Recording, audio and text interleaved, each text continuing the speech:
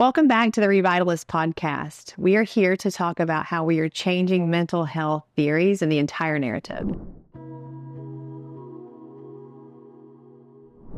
So I'm Kathryn Walker, and I am honored to be here today with Ben Fleisher, who is the founder, CEO of a company called Pure.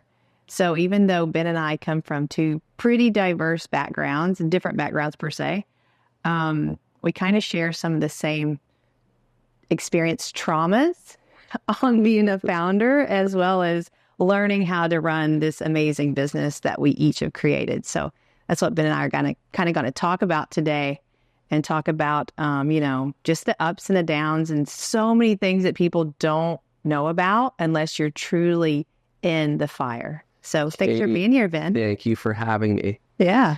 And it's funny, we talked a little bit, our immediate connection was, it was a bit serendipitous how we met, right? Through my nephew who's going through some, real, he's going through cancer. It's a lot. And we connected through him, and how we got connected. I just love immediately how we just felt that connection, and we went right into it. And when you just know?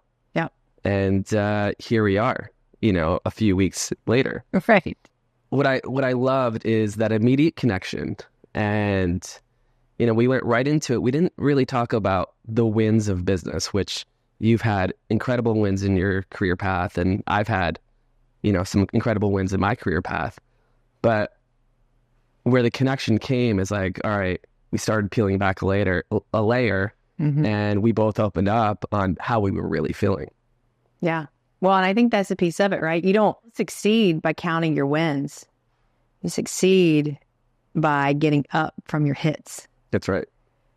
And I think that's what people don't see, right? Because there's been so many times, like I had one lady who told me, she's like, I'm sure you're out on your yacht right now. And I wanted to be like, when I was working at the hospital, I was actually making about 6,000% more dollars than I was making at, leading a company, because you give everything. You give your heart, your soul, your finances, your family time. You sacrifice everything. And people will tell you, when you're going to do this, you got to be ready, right? You got to be ready to really be dedicated to the mission.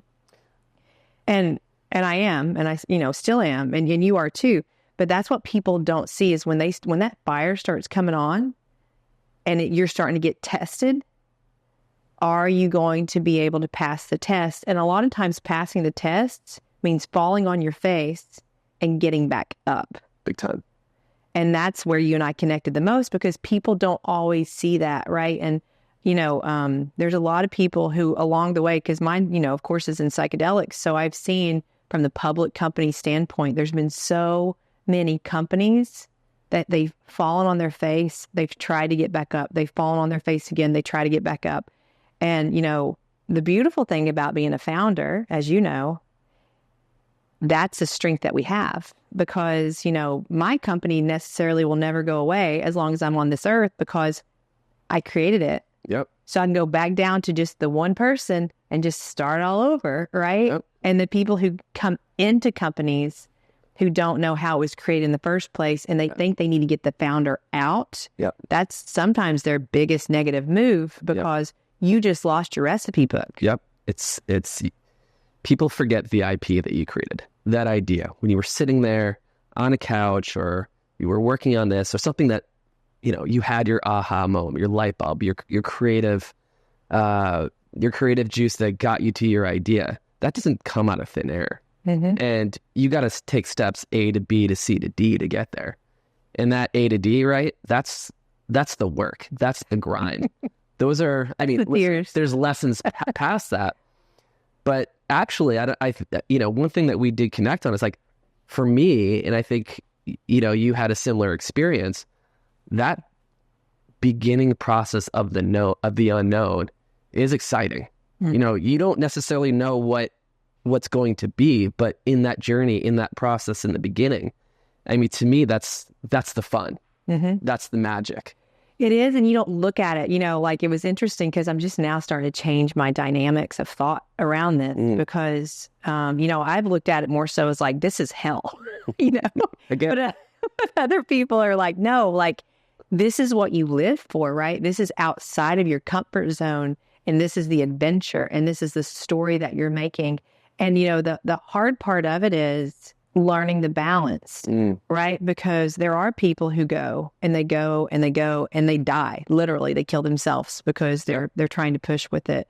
Versus the people who probably more so like you, because you've been doing this field a little bit longer than I have from the entrepreneurship Only 20 standpoint. Right. I'm still a baby, you know, but, you know, I'm still learning the balance of it, right? Like, so it's like, even though I make myself travel sometimes, I'm still working on travel, you know, and that just takes a second, I think, to try to get those things stabilized. But it's learning, what do they say, how to dance in the rain, I guess, you know, or learning how to like not get burned by the fire while you're in the fire. Right, just, right. It's constant, delicate balance. Yeah, yeah.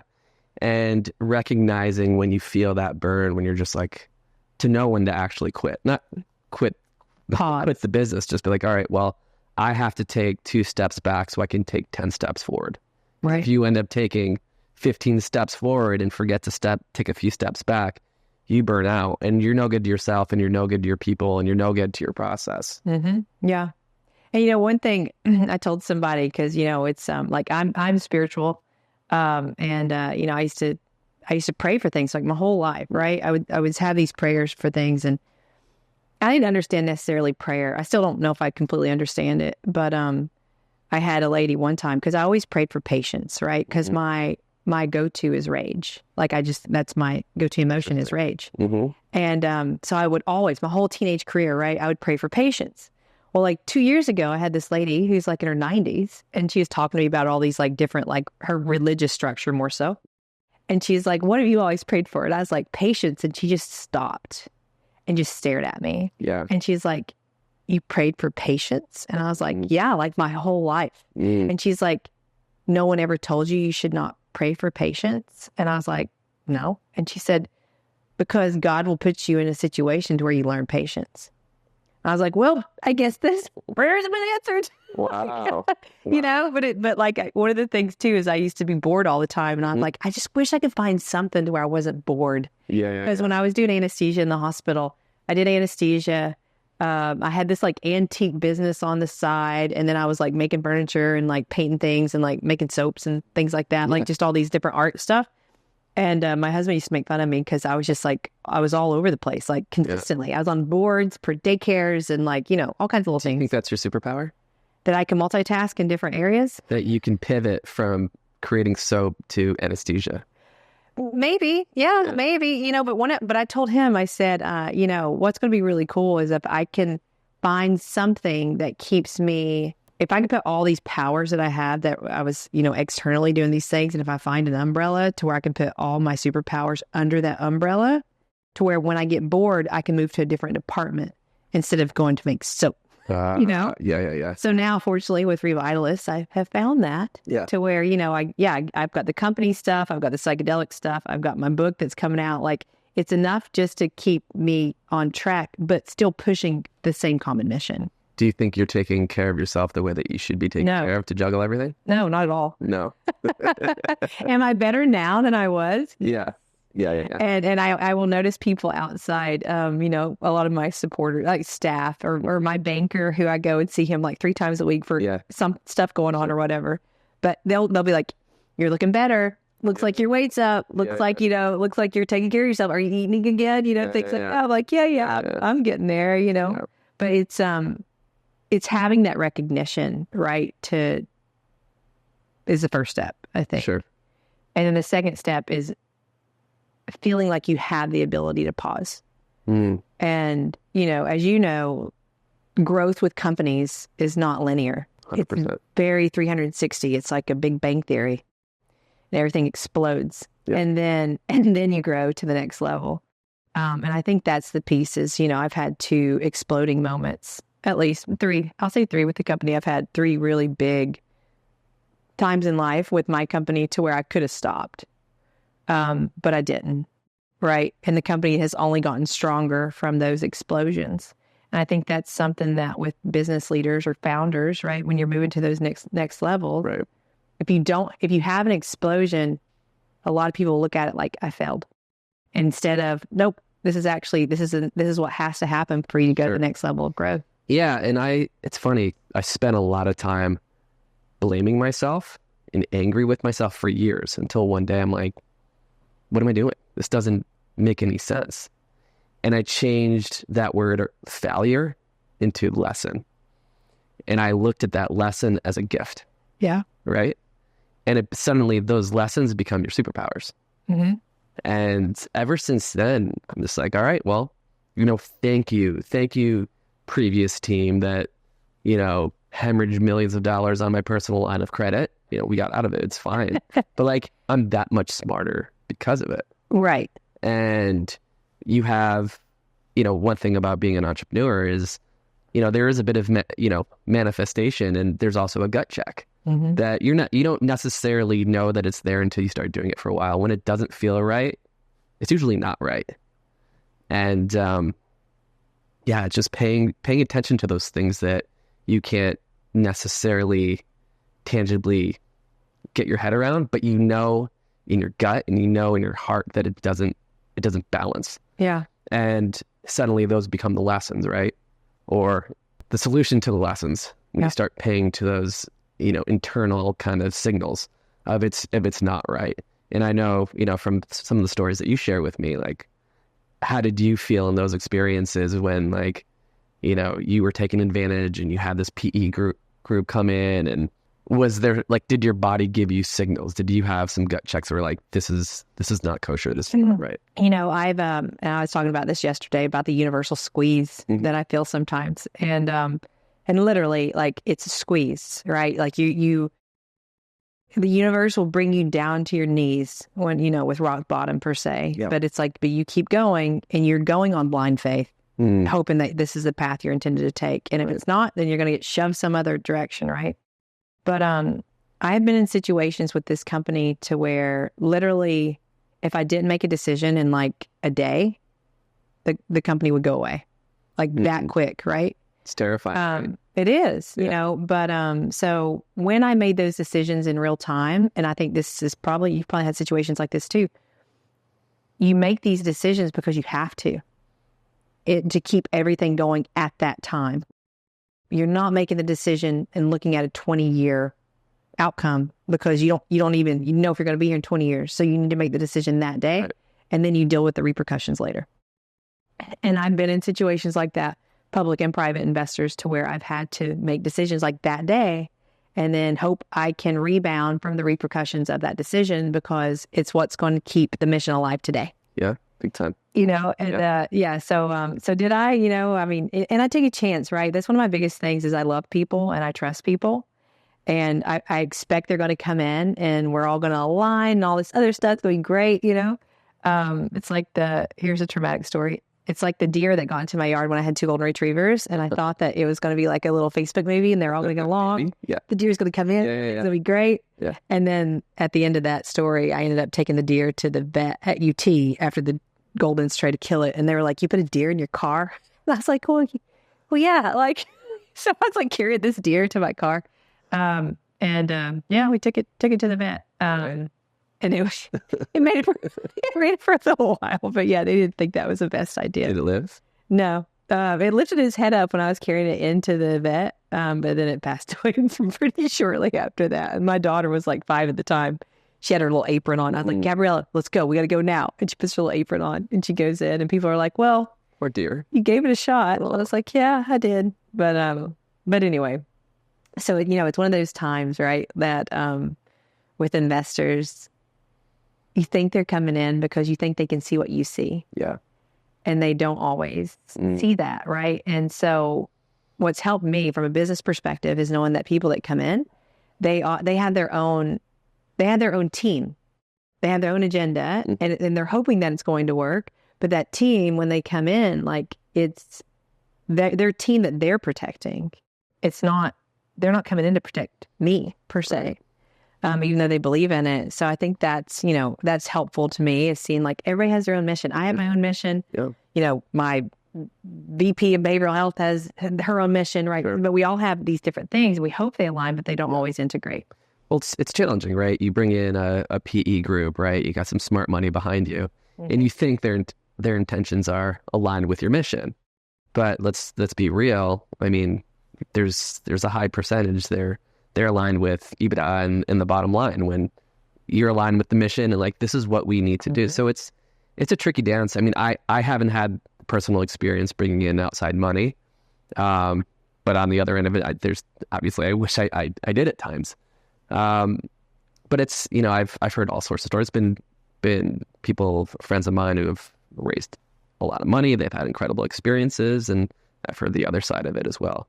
So it's tricky, because you want to keep your integrity in place, your alignment in place, and suddenly, because someone writes a check to you, they're telling you how to maneuver your business. Right. That's hard. It's got to be hard. And that's the piece that I love about the public company aspect of Vitalist, is because I've now kind of experienced, right, private and public. And the beautiful thing about public is, as soon as those investors put in money, they have liquidity. So they don't care what you do with your money. Yeah. As long as you move the stock, right? As long as you show this company's going in a direction it needs to go, that's all they care about. Yeah. But what I've noticed with private equity is you're quickly to become a slave with private equity sometimes. Yeah. So while I enjoy working 80-hour weeks, I enjoy working 80-hour weeks when I'm working on things that I think are driving the company forward.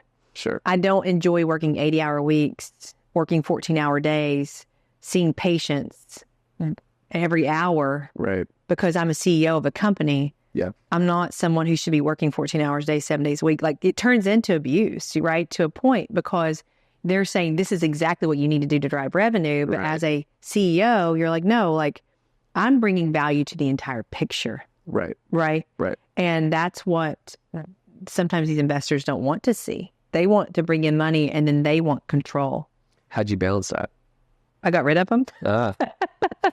How's that? Yeah. I balance it by pushing back. And I think that's a big piece, is that people will say, no, you have to do this. You have to do this. You have to do this. And there are certain things that, yes, they're right, I should do. But there's also certain things that I have to do. So my ethical alignment is not to any one person.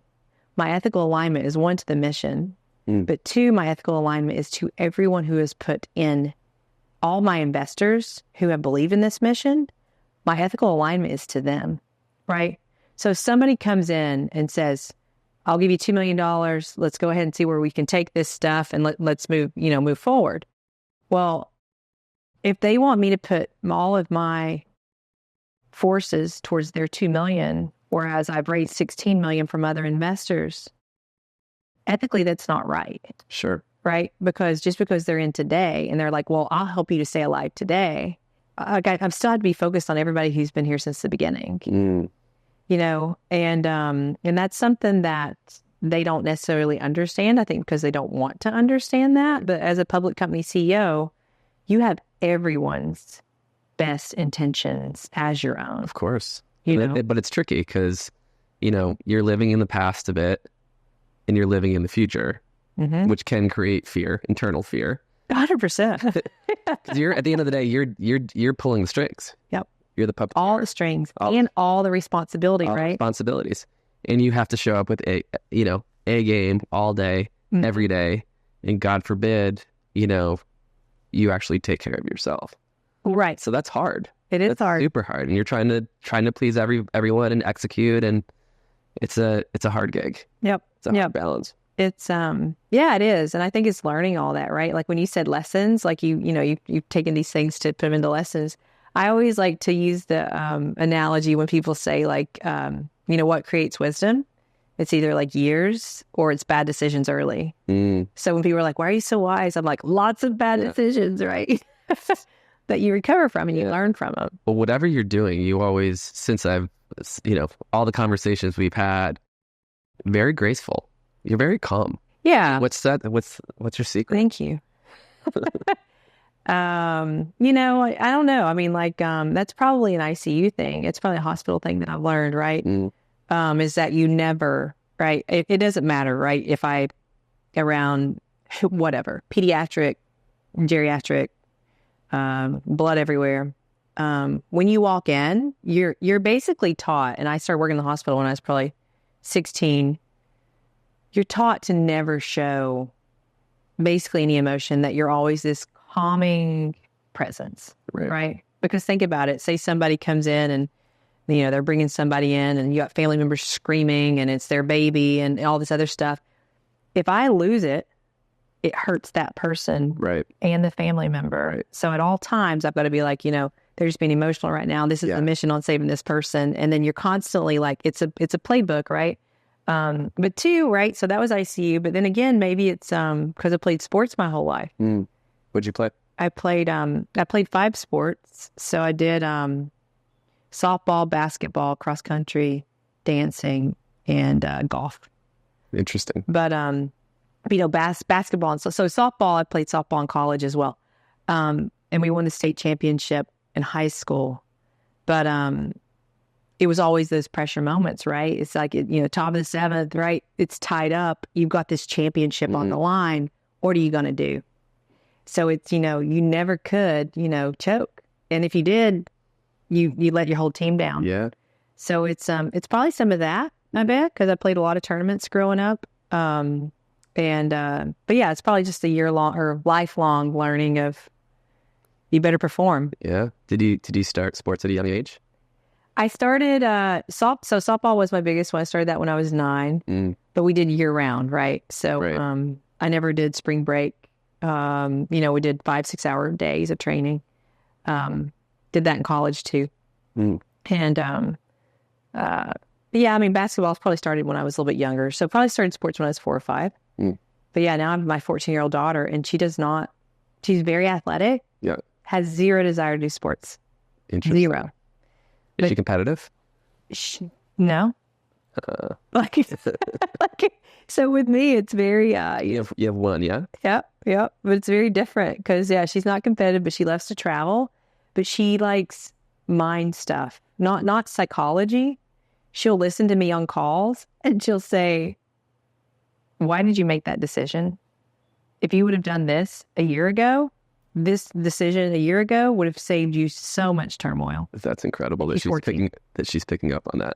Yeah. She's like, fire them. They need it's too much drama right now, and you don't need them in your life. Yeah. So it's really incredible that she's pretty wise. Picking that up. Yeah, from an emotional standpoint. It's funny. You talked about sports, and I always credit my coach that I had when I was 7 years old. And at 7, I actually learned how to fail, and I learned how to fall, and I learned how to pick myself up. And I just, I can pinpoint that time in my life at a young age that actually more or less kind of shifted me into that competitive, hardworking drive, but that, I don't want to, again, it's not the failure, it's the lesson, Right. I was wrestling at 7, 8 years old, and same thing, like we trained and I remember like running when we went out on runs. I don't know how healthy it was, but we were training at a young age, and we were reprimanded, if we didn't work hard enough, and our coach saw it in us, and he made us when we were champions at a pretty young age. But that little lesson that lesson at such a young age was, it was transformative. Yeah. And, I think organized sports to some degree, they have a lot of good lessons in it. They do. Sure. I mean, the fact that it's not surprising. You said you played 5 sports year round. Yep. You're running a handful of companies year round. Like there's a parallel there. I've changed it. I've changed that this is my new sport, right? Yeah. And it is. There's preseason, or there's kind of like preseason, postseason. There's never off season. Yeah. Ever. Yeah. But then there's also offensive moves and defensive moves. Sure. And you're constantly shifting and pivoting and shifting and pivoting. Yep. And you're trying to make your team win. Yep. Right. Game. And you have to also look at the lineup, right? Mm-hmm. As to who you have in your company. It's like who's a weaker person in your lineup, and then who do you need? It's like you got to be a good recruiter to see what the team needs. But I think a lot of that is from sports. And I think you're right. Like my softball coach in high school, he played professional baseball. He was like 6'5", you didn't smile until he smiled, kind of thing, like fear of God, right? Yeah. And this was before, like, physical things were viewed upon as being bad. Yeah. So like I'd be sitting there like talking, and we couldn't talk in practice ever, right? At all. And but somebody asked me something. Somebody said, "What drill are we doing?" And I would be like trying to tell him what we were doing. Yeah. And he would like pick up on it because I played outfield. Yeah. And he'd be sitting there talking to somebody else, and he knew I was talking. Yeah. And he would hit a line drive right at me, not thinking I'm even looking. Yeah. Right at me, right? Yeah. Or like, I got chairs thrown at me. It's like he really sensed like he needed to box me a little bit. Right. But it was good for me. It's good for you. Yeah. It helped me to learn discipline. But you learn discipline. And you have those conversations now, like you can't do the things that they used to do. But I don't know, what are we creating from that? I think there needs to be, and it's hard. I mean, I have a 3.5-year-old. Like, right. I'm having those conversations right now. And you gotta fall. You gotta let your kids fall. Yeah, you pick them up, but they gotta learn to get up on their own to some degree. We were talking on this other podcast with adolescents, talking about like kind of the things they're going through. Sure. And one thing I was telling them, something I think that would be really neat is like when there's going to be higher stressful moments, if we put in like a pre-game on. These are going to be some of the higher stressful moments that you may be experiencing in kindergarten or first grade or second grade or throughout the entire school span. Right. And these are going to be stressful moments. And when you have these stressful moments, this might be times when you start feeling mental health stressors. So what's the next step after what to do with them? Because what you just said, like, how do I take care of myself? And, I mean, I've pushed myself my whole life pretty hard. But I do know at least when to stop. Like literally I'll get so tired, like, and I'll tell people, I'm like, hey, I'm checking out, I'm done. Right. And I could go stare at a wall for 5 hours. I can go take a nap for 8 hours. Right. Like, because I used to work night shift and day shift and all this stuff, so I understand my body pretty well. Yeah. But when I stop functioning and thinking, that's when I'm like, oh, nope, I've hit my max. You're done. It's time to go recover. Yeah. And but I do need to be more, not preventative. I need to be more consistent with wellness instead of pushing and then saying like, okay, hold on. Let me just have a break. Do you have a routine? No. We got to work on that. Yeah. I got to give you my playbook. You're right. That side of it. Yeah. And that's what I used to do pretty well. I used to go to the gym like 4 to 5 days a week at 5 a.m. Until COVID hit. And then when COVID hit, really, it's just been chasing this company. That's my biggest sport. Well, sometimes you gotta pull back and take care of yourself. Right. But that's what helps me some too, I think, is the travel. I'll see, like, if I don't travel like once every 2 months, I start decompensating. Like I'm not as motivated. Do you think it's the change that you need? Probably, yeah. But I do that. I get that too. Yeah. So once every 2 months, I'm somewhere. Even if it's for business, I'm somewhere. Yeah. And it helps it breaks the monotony. Yeah. Because you can't. You get bored. If you're in this space, you can't be monotonous. Yeah. And what you were saying earlier, it made me think about products. I don't know what we were talking about specifically. Mushrooms? Nope. Stevia? Nope. Not true product. But like, with the companies, right? When we're making this company, we're evolving the company, we look at that as the product. But really, it's you and I that are the product. Sure. And we're also evolving us. So when people are like, you've got to stay focused. You can't do this. And it's like, you don't know me, nor do I know me.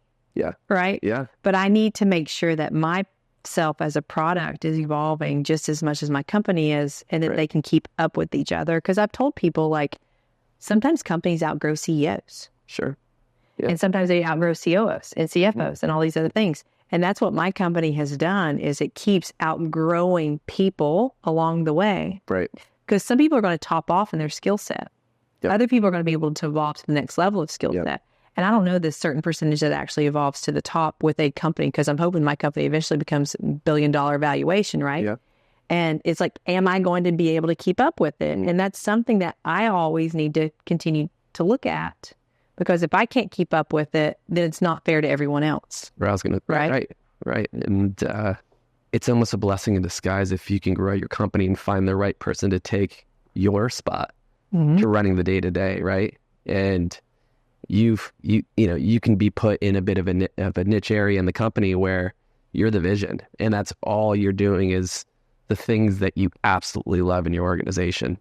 You know, I don't know if you love managing people or I just dealing with clients, but that's kind of what I've done with Pure is, I'm finally back in that position where I've empowered my team to just run it, and I have a really good COO that keeps things aligned, and I've got really good people that, treat the business like as it's their divisions or their departments as it's their own, which is great because I get to pull back and focus on innovation, which I love doing. Focus on, you talked about before, like how do I create, I like to call it the platform. Like I have a platform to essentially launch. I mean, we're up here in the media side, right? To do some really creative things, and that's when it becomes fun. That's when it starts becoming fun. Yeah. I mean, granted, it takes a minute to get there. Yes. And you got to get your battle wounds, and you got to get your scars, and it's creating is the fun part. It's the fun part. Yeah. I would say one of the lessons that I learned, I would say 7-8 years ago, is on the creative side, we were cranking out like 20, 30 products a year. And as the entrepreneur, as the CEO, to me, I wasn't really thinking about the bandwidth of people because you always have the bandwidth, right? Yeah. You're not sleeping. You're kind of the psychopath that's like, we're going to create it and this is how we're going to do it. And everybody else that doesn't think that way, like looks at you like you're insane, which we are a little bit insane. So it keeps it fun. Yeah. But one thing I did learn is like, I learned to be mindful, like listen and push all at the same time without launching too many things. Because I have learned lessons where we've launched products and we just had too many things going on at once. I ended up neglecting products here, spending too much money there, where if we had focus on 5 versus 20, those 5, at the bottom, your bottom line and the profits, you'd make up more in the long run with the 5 products over the 20. Yep, 100%. But it's hard. It's hard as the entrepreneur. It's hard as the one with vision. Like you want to do it all and you see it, and not everybody necessarily always sees your vision. Right. And that's the beautiful, well, it's beautiful, but it's also, gosh, it's hard. It's hard. Yeah. It's a hard dance. But I had a big investor, and he said, my issue is, people like to say that to me specifically. They like to tell me what my issue is. And it's interesting. I don't know if it's just my personality that attracts that, but he told me what my issue was. I'm 10 years ahead of everybody else. You know what you tell him? Or that person? Or she? I don't know. Something. Yeah, it was a he. You say, thank you. That's my superpower. Right, yeah. Because it is your superpower. Right, You see, right. it's like a few years ahead, sometimes to the right. Yep. I've lost out on hundreds of millions of dollars in building businesses because I've had people say, hey, we shouldn't be doing that. But yet we missed a chocolate exit. We miss focusing on confections. I don't want to say resistant. I'd be a team player to some degree when maybe I should have pushed. Well, sometimes you have to be a team player or they'll push you out. Right. It's that delicate balance. But it's, it's the creation's fun. But then the part that I don't enjoy, but I know it has to be done, is creating the process, which, not a lot of creators can do that. And that's the beautiful thing, which how to do that because you've done it before. But, it's creating it, but then it's making the standardizations of protocols, and it's getting people trained, and then it's hiring in the team that helps to consistently manage that, which I hate. But I'm fine to see it, create it, put it on paper, say this is the steps process as to what needs to be done, and then hand it off and say, okay, now go. Right. Right. And that's one thing I've noticed that a lot of creators don't have. Right. They can create it, but they don't know how to take it to market and put the process, or find the right people to create and build and execute on the process. And the last 6 weeks we've been chatting. You've got incredible people around you. Yeah. And you've got great soldiers that you empower them, and they're building it. Yep. which is great. And that's peace of mind, more or less for you. Yeah, no, it is. And it was funny at one time, people were like telling me that I was a micromanager. And I know I'm not. But they're like, but what it was, right, is when I would come into the clinics, it's my baby, right? Like, I know everything about these clinics. Yeah. And when I would walk in, I think more so they would be more intimidated that I was there. But they were like, we just don't like you here because you micromanage everything. And I'm like, I really don't. And that's now my team's like, actually what she does is she creates it and then she like hands it off and says, here, are you good? Yeah. Okay. All right. Let me know if you need anything. Right. And then I'm like, okay, bye guys, and then, but that's what I love to do. Right. But then I don't like to follow up, which because I don't like the management piece. I just expect people are doing what they need to do. And now, as you said, I have a great team around me who's making sure that people are following up on what they need to do, because I didn't realize, because I mean, I didn't take business courses, but I didn't realize, I still don't realize it, I guess, to a point, how many times things need to be said and done and repetitive things in order for them to actually become solidified. Yeah. Because if you say it 2 or 3 times, they're still not even hearing, maybe 40% of what you're saying. Right. But it's like, you've got to make sure for like a year, I guess. They take that as you're a micromanager. You're just making sure they're getting their shit done. Right. Well, you're right. So when I check in on them, they're like, why do you keep doing this? You're right.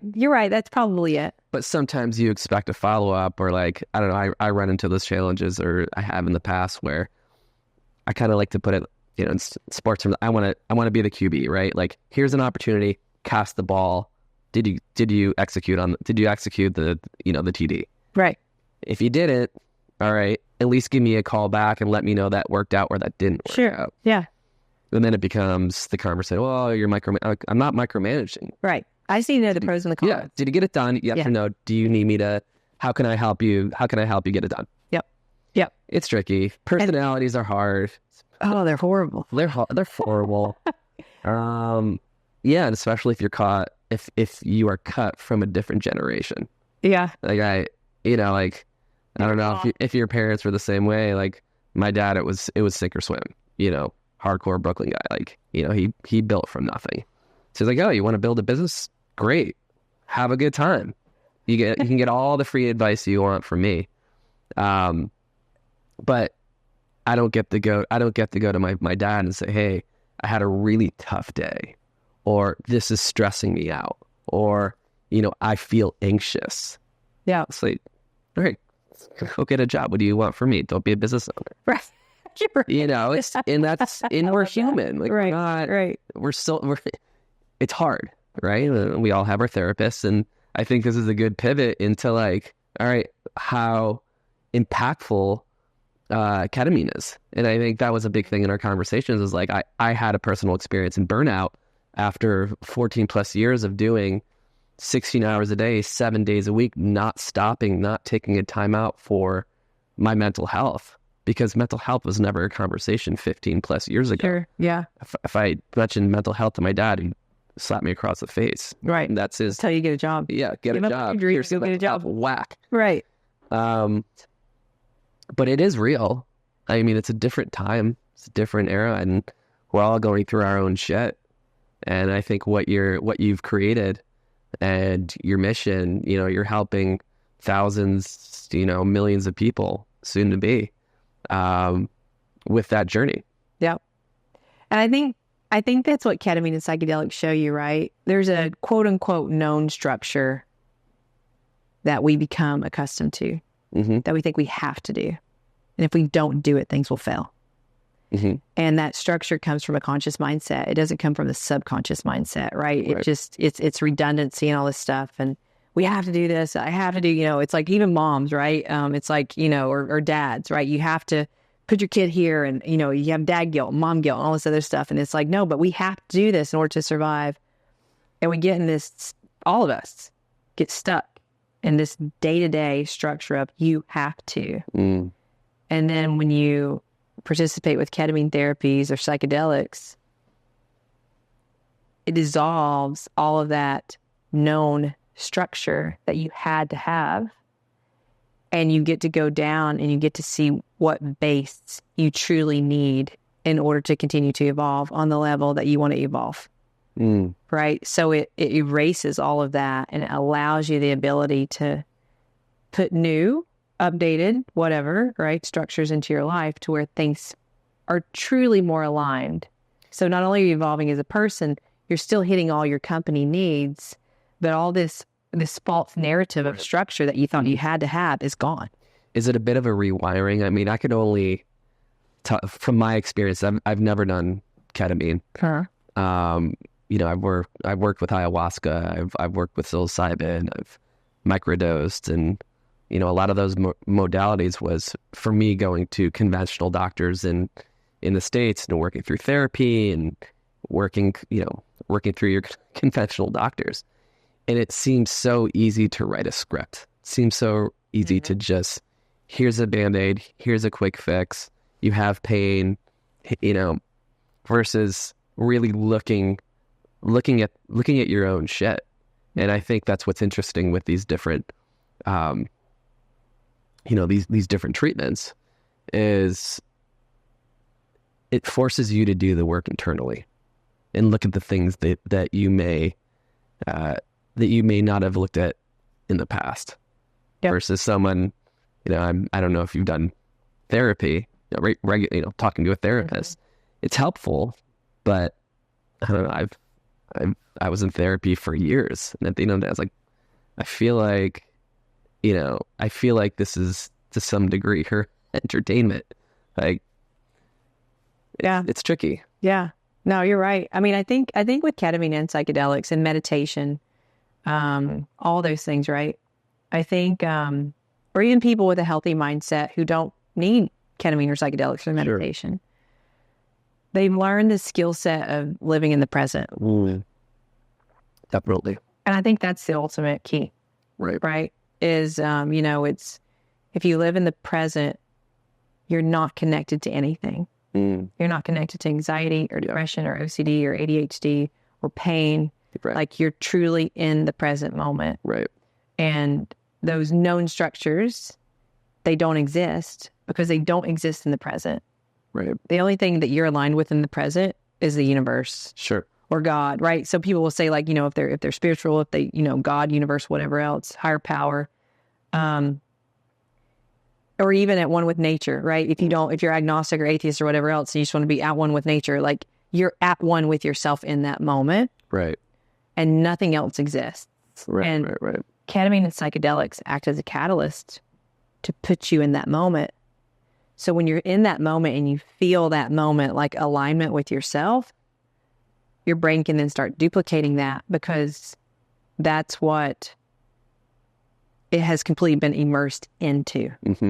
So when we're going to talk therapy, we're hearing things as to how we can or how we should or how we would kind of stuff. And we're hearing those things, but we don't always feel connected to them. Right. Because it's either something from the past or it's something from the future, and neither of those exist anymore. And we're trying to change either of those. But a lot of people who struggle with their mental health, they're all scared to death of the present.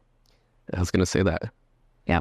And when you know that, and you have those, you have the toolkit to get you to be present. Yeah. You're in the present. I'm like, right. Scared of yourself right now in the exact same time that you're living right now.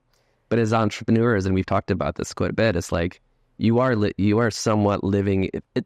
You're forced to live in the past and you're forced to live in the future, but the best place is the present. And how do you do that dance? All right, I have, you're anxious about something. You've got the toolkit to wake up in the morning and do meditation, right? You can work out. It's not even going and necessarily hitting a gym. You can walk for 30 minutes or an hour. I just got back from a week in the UK, and fortunately I was immersed in some beautiful scenery, and I know having just to spend the time in nature allows me to be present. Yep. And there's so many things that we have that don't cost a lot of money, right? That we can just pull out and force us to be present, but it shouldn't be forced. Nobody teaches us. Nobody teaches us to be present. It's like they don't. Even at a young age, you have to do that. Focus on this. Go to school. we've been wired to think in the future that actually creates fear and anxiety.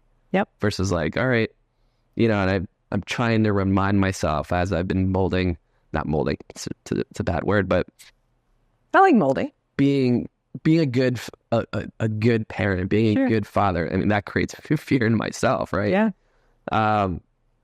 Just let him be. Right. Let him be. If he's going through some shit, okay. Yep. I don't need to create anxiety and fear, which will essentially, for him, will give him anxiety and fear. Yep.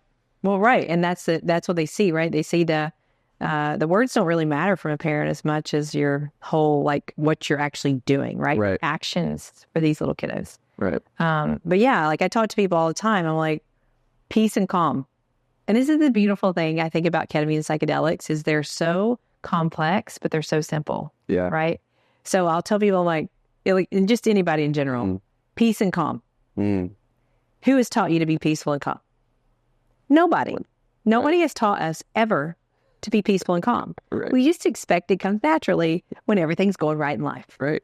So it's so interesting because these very basic skills as a human that we should know, we have no idea about them. Yeah. Right? Yeah. Peace, calm, how to turn your brain off. Right. Like how to turn your brain on, discipline, like these little things on working with our own computer system have never been spoken of. Right. Right. That are so simple. That are so simple. So simple. Yes. Like, chill. This is their brain, you know?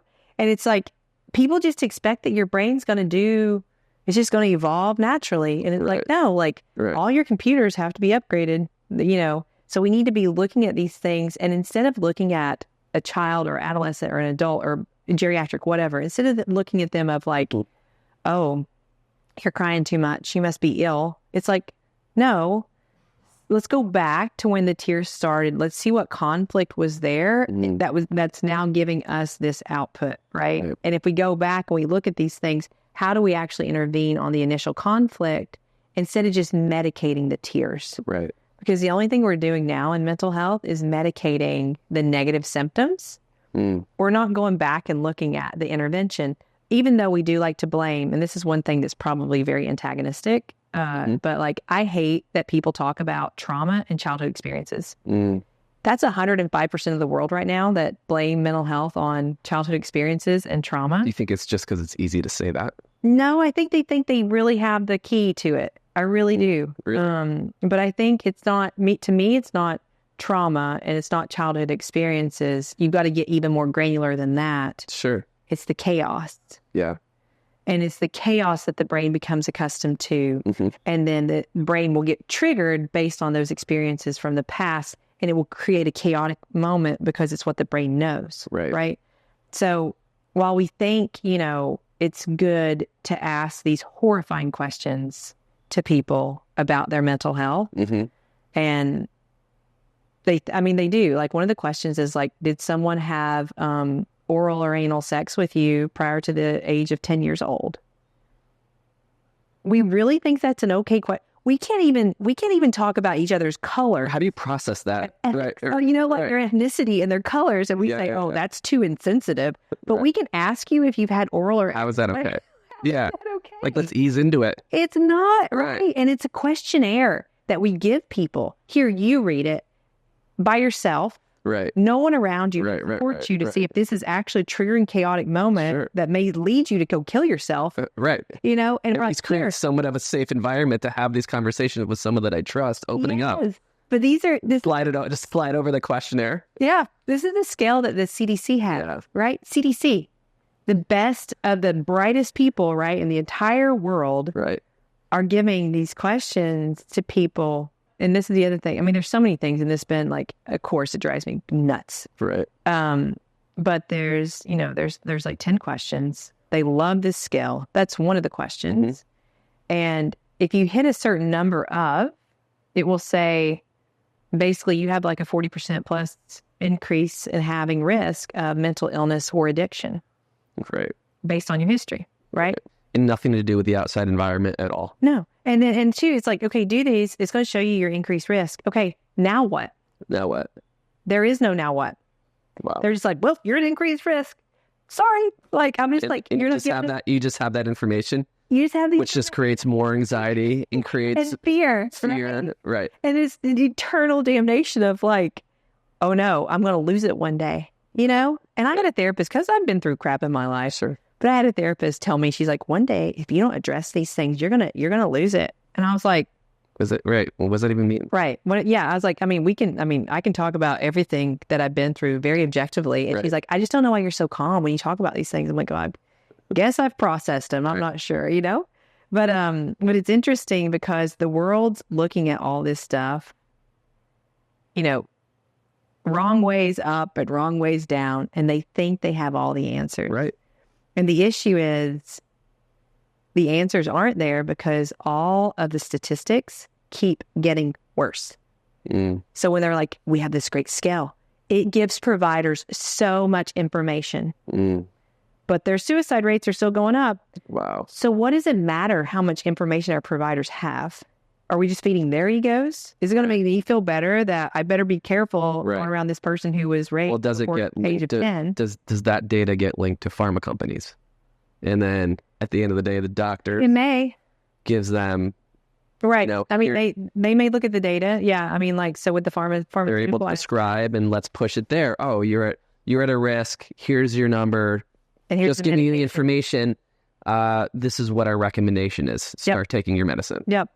Yeah. Right. And turn you into a zombie. Yeah, because that's what we look at, right? We look at like numbness is not from medications is not always a negative thing. You know, now people are if they're numb and they're isolating, right? That's a negative thing. Sure. But if they're numb and they're actually going out, but they're still numb, society looks at that as a victory, and it's not. You're a they're zombie. Still numb. We've done our job. We've turned you into a zombie. Right? Yeah. Let's not look at the shit. Let's not give you the skills to deal with anxiety without taking a pill, which we all can find, which we all have internally can do. Everyone is capable to go for a walk. I guarantee if you're feeling shitty or if you're having anxiety, go for a walk, do 10 laps around here, and let's go and we'll have a conversation. Yep. How about some breath work? Just breathe. Yep. Take 10 deep breaths. Right. Are you going to feel better? Do you feel better? You're exactly right. I mean, that's how I literally deal with my 3.5-year-old. Yep. He's having a meltdown. All right. First I ask him, like, if he falls down and he's like freaking out and he's in the state of fear. I said, Max, are you in pain? Or did it scare you? Right. He takes a step back. It was scary. Okay, well, you want to take 10 breaths? I'll take 10 breaths with you. He does. And then guess what? You know, but as a dad, you're teaching him emotional intelligence, you know, and that's hey, I'm doing something right. Yeah, right. But that's the two things. So I had my past relationship stressors that I've learned from that have also taught me to be calmer. In there. Yep. Right. But, you know, I had this amazing child psychologist with my daughter when she was little, and she was fine. It was just the stress around her, right? Because I was like, I don't know what to do with all this, right? To help her stay aligned. And the two things he told me, and this was amazing, is he told me as a parent, there's two things you should focus on. One is to teach your child independent thinking. And two is to teach them empathy. Or to show them empathy, right? So you show like being kind to others, you show all these things.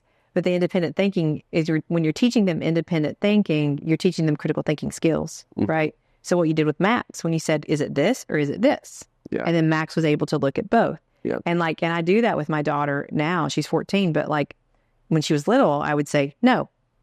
And, you know, my husband at the time would say, when you say no, you don't have to explain to her why you said no, because she needs to learn to respect authoritative figures, right? Which I disagreed with because I've been pushing against authoritative figures my entire life. Yeah. But I said, you know, when I say no, do you understand why I said no? And so therefore she knows it's not just mommy having a bad day because she doesn't want to do it. It's like, no, I said no because there's a legitimate reason as to why I said no or as to why I said yes. Right.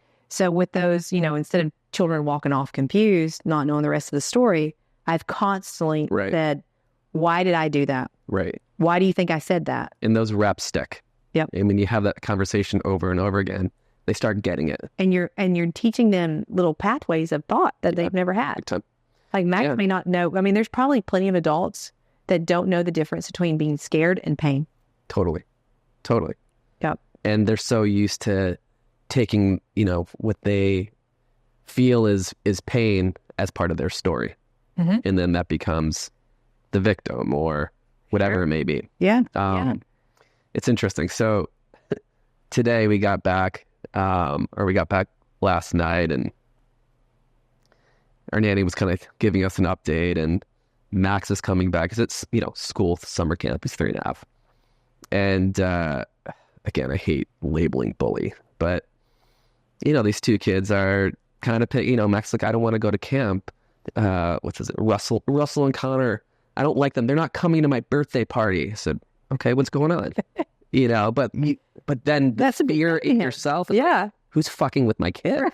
Like, I'm ready to go punt a 3.5-year-old. The daddy figure of like protecting your Papa Bear comes out. And I took a step back and I thought about it. I'm like, you know what, Max? Try this today. Kill him with kindness. Meanwhile, I'm also in this like headspace of what's going on in the world of like, I want him to start training martial art. And he will be. Right. Like, sure. Not to use that as like, now he has a weapon of how to train people and put him in chokehold and knock him out. Granted, I want him to know how to do that. Sure. But I also want to, on the empathetic side, or having some compassion and being kind, starting with that. Yep. I'm like, you know what, Max, go into school and just try to make friends with them. Just maybe you got off on the wrong foot and say, hey, let's play. And I'm also thinking, I know my son pretty well. He doesn't like to share. And I'm like, you didn't want to share, they didn't want to share your toys. And, he's confrontational. He's definitely a confrontational little kid, which I like it because he's learning to challenge. Right. It's okay. Like my wife and I, we have two different methods of like kind of how we want to raise them. And we're trying to do our best to get on the same page with it. Sure. It's hard. Oh yeah. You don't want anyone messing with your kid. And because you see such purity and such sweetness as they're growing, and you're like, I don't want, like, this world can be tainting. Mm-hmm. Oh yeah, it's hard. Mine, when Gabriella was in 5th grade, I look at her and I'm just like, she's going to be something amazing because I've never seen a person. Well, she's running your company at 14, you said? Right. Yeah. Right. She's told me, like, she's ready to absorb all this. She's like, you make all the bad mistakes and then I'll actually improve the company. I'm like, okay, thanks. But when she was in 5th grade, there was girls that they were playing on the playground, and they wanted to play like this, like patty cake kind of thing, like a little hand thing. And Gabriella was like, no, she would want to do this like mission work or something, like to where she had this plan, like map and all this stuff. And she said, they want to do this and I didn't want to do it. And I was like, well, can't you learn to give and take, kind of stuff? And she's like, no. She's like, so I just went and sat by myself until their game was over. And then I went and approached them with mine. I was like, so you prefer to be by yourself at playtime instead of to go with the group and play, And she's like, absolutely. Which is great, right? But there's a lot of kids who, like, they follow the crowd. It's like, they jumped off the bridge. Would you jump off the bridge too? Me at one time, yes, I would have completely. My daughter, no. She'll be fine staying on the bridge by herself. Yeah. But it's interesting because you want them to be part of a friend group. Right. But kids these days... Because that's how we're designed. That's what we're taught. Sure. But then there's that other side that you're seeing, like, they're okay. They're okay. Let them chill out. Let them figure out some shit on their own. Yep. Play that by themselves. Yeah. It's great creativity. Because too, I tell people all the time, the only constant that we have in life is ourself.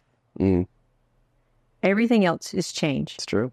We come in with ourselves and we leave. Right. And so many people, right, get stuck on, I've got to get married. I've got to have a friend group. And they take all these superpowers of themselves instead of pouring their cup, and they put all their control on others. Yep. And they let that friend group dictate who they are. Yeah. And that may not be who the person is. And it's unnecessary pressures. 100%. That we all do it. I mean, we do that.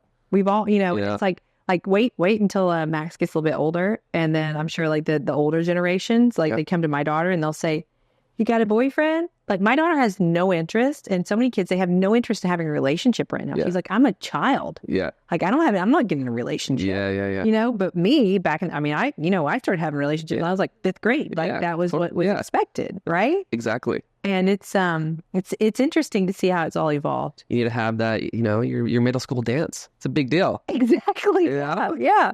like get voted in, all that other stuff. Who's going to have, a bit of the rocks to go and ask your girlfriend to go go for a dance. Yeah. Or the other person that you want to kids are a crush on. Like that these days, which I think is amazing, right? They're more focused on like themselves and like, from what I can see, and like, what their purpose in life. I mean, my biggest fear with kids, and we were talking about this the other day on the podcast, we are putting so much emphasis on their purpose and value. Mm-hmm.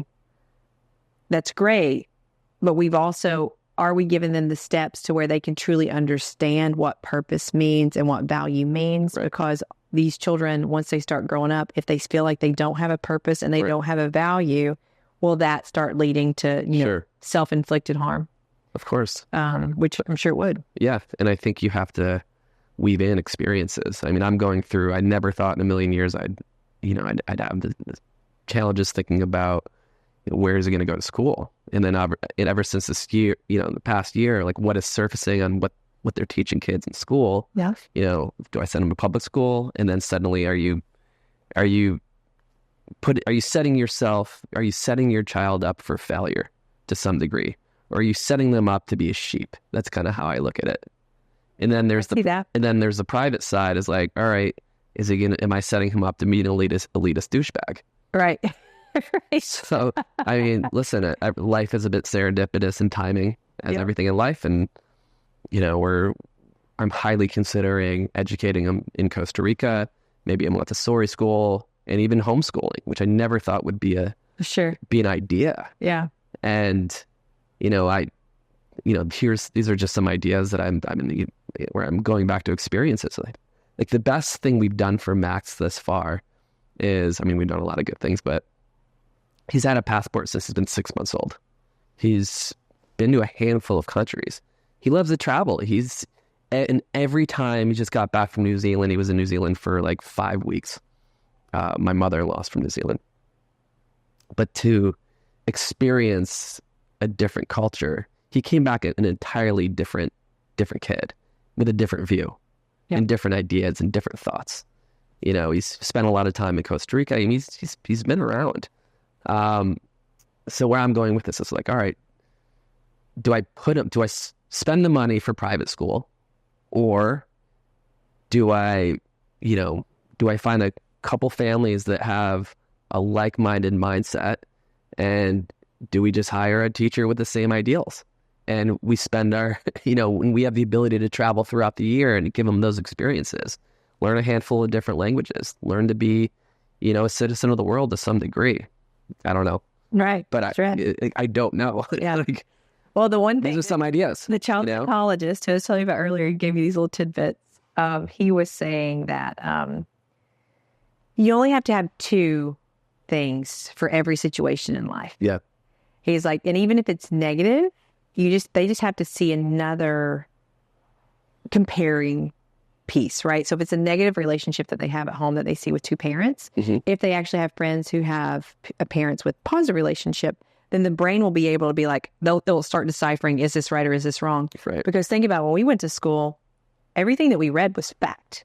Well, now we probably start to see, fact was through a individual's eyes and that same group's eyes as to what created fact. Sure. And, even my daughter was asking me, and because I'm never sure, like in the school systems, I'm not sure, what they're being told and what they're not being told. Right. But, going back to like the Confederacy and things like that, looking at that from the facts as to what we knew, right? Versus all of these new productions that are coming out now that are showing a diverse mix of races of people back in the 1800s, right? Right. And my daughter, she asked me, she said, what do you think on that? She's like, because, if you go back from the history world, and she's 14, so they had to talk about this at school. Right. But she said, what's your view, on them like changing history this way versus what's been taught this way? And I said, honestly, Gab, I said, none of this stuff bothers me in the least. Sure. I'm all about acceptance and, and love and all this other stuff. And I think a person's a person's person, so but it's interesting because what TV's doing with the production aspects, they're changing history now. Definitely. Right? To where all the history books are going to be updated to now. Then it makes you think like, okay, now if we go back, right? If you go back to the, Bible creation, all this other stuff, it's like, well, I'm sure there are some facts in there. I'm sure there's a lot more human error in there than there are facts. Yeah. And if you go back to, the Romans, right, and all this stuff, it's like, well, I'm sure there was some facts, but I'm sure there's still human error in that. So it's making me see, like, through multi-diverse lens, I guess, on things are going to constantly evolve. And maybe what you teach Max is, nothing is 100% true all the time. There's going to be truth in the story, but it's not going to be complete fact. And that's everybody. Well, I think you brought that up in the earlier conversation. You have to teach your kid how to critical think. You have to teach your kid how to challenge to some degree. Be respectful, right? But question what someone's saying to you. Yep. Especially in the world today. Yep. I mean, look what's going on with media. Then you don't know what to believe, right? And like AI, right? With all that stuff, it's like... Right. And we have a society that, no one has a true attention span anymore. It's on to the next piece of information, their next bite, sound bite. They're getting the information from, the TikToks of the world, the Instagram. This is where your news is. Who's reporting it? Where's the information coming from? And, is it a credible source? And when you see just one tidbit of something extremely negative over and over again, you're going to think that way. Yep.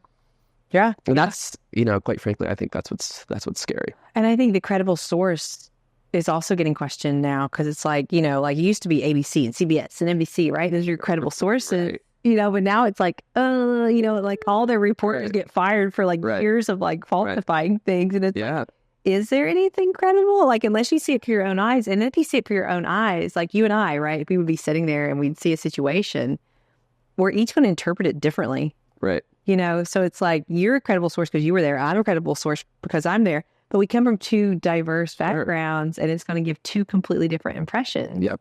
So it's hard, right? And I think, from a parent view, and going back, like thinking about ketamine therapies and things like that, from what I can tell with people that struggle with their own mental health, and these are the three basic things that I try to get them to learn again, even if they've never learned it, is love, safety, and trust. And I think if they learn those three things, not only like their love language, their language of safety, their language of trust, but also how do they show that to others?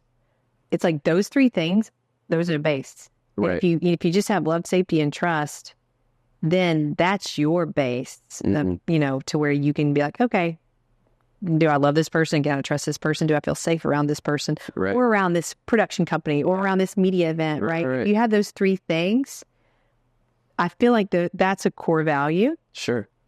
For all of us, and that would help us to kind of grow to the next level because so many people don't have one of those three things. And they may not have any of them. And maybe that's the trauma and the childhood experiences. Sure. Maybe they never felt love, safety, nor trust. So they never knew how to build that granular pillar. Foundation, yeah. Yeah. And once you have that foundation, it's always easier to turn down that volume of the things that are going on around you.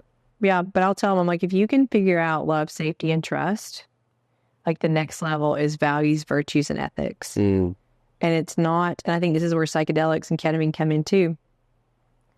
It's like if you can find that core, that's like the Katie Maslow's per se is love, safety, trust. And then the next is your values, virtues, and ethics. And the issue with values, virtues, and ethics is we can sit here, you and I, and talk about values, virtues, and ethics for the next 45 years. Sure. And we're consciously speaking about them, like talk therapy, like you were saying, like you're trying to get there, but you don't know kind of thing. Right.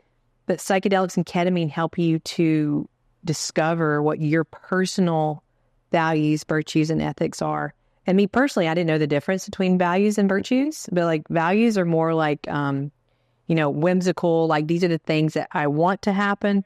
Virtues are more the things that you actually utilize on a day-to-day, right?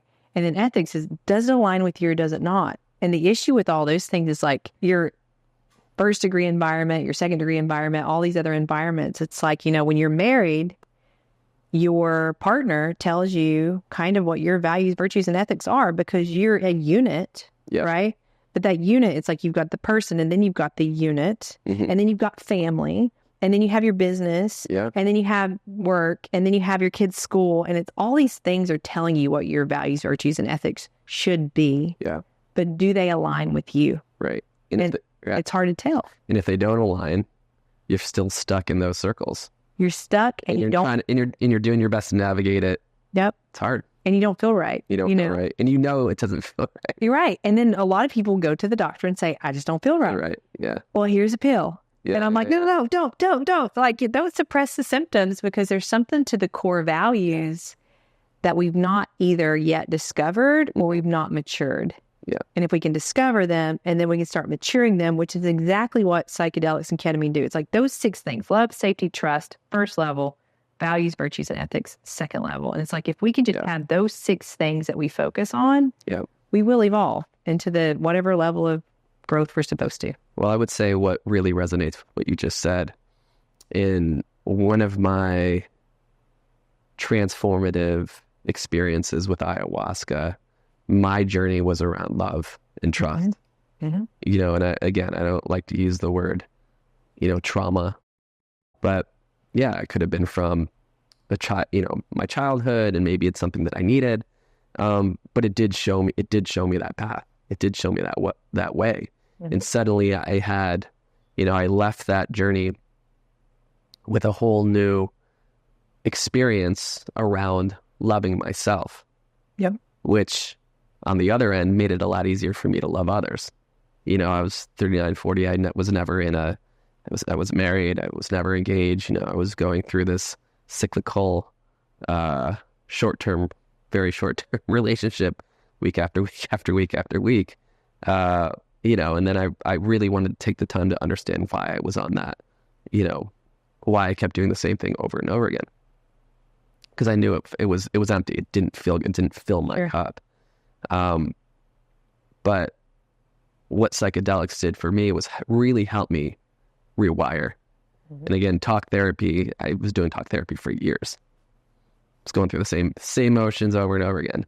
So yeah, that I kind of like to describe that experience of like 20 years of therapy wrapped up in a week. It's not easy. No. Listen, it's not easy. It's not like, oh, I'm excited to go to, but I knew that was going to be transformative for me, and I had to trust that process. And, another big thing for me was like, I was so used to controlling my outcome. And, what that taught me is like, sometimes you just have to surrender and trust the process and be present. And every time I go through, when I work with different psychedelics, that's a big thing in my head. Like, I try to just get myself in a headspace of just surrender, which is not easy. You're an entrepreneur. Do we like to surrender? No. Right. It's having the mindset of show me. Yeah. And I'll tell people, I'm like, psychedelics, like, for some reason, we've always thought that we can control our brain, and we can't. Our brain is the ultimate, like, control, right? We're like, oh, it's ill. It's not ill. Right. It's functioning on the path that it's been created to function on, right? Yep. Now, when you get into neurodegeneration stuff and you get all these plaques and buildup and all that stuff, I could understand that more so as illness, which, again, psychedelics are showing some positive benefits to that. But it's something to where when you surrender, and like, I call it like blind faith, right? It's just like you learn to be in the present, and you just expect that whatever path that you're going to walk on is the path that's been created, right, for you, or it's the path you're intended to go on, or whatever else. And the universe will bring in energies or whatever else you want to say, right? If people don't believe in the universe, because in medicine, if you say universe and energy, you're completely a lunatic. But if you go back to physics and you look at energy, like, energy does exist, right? There are vibrations that do exist.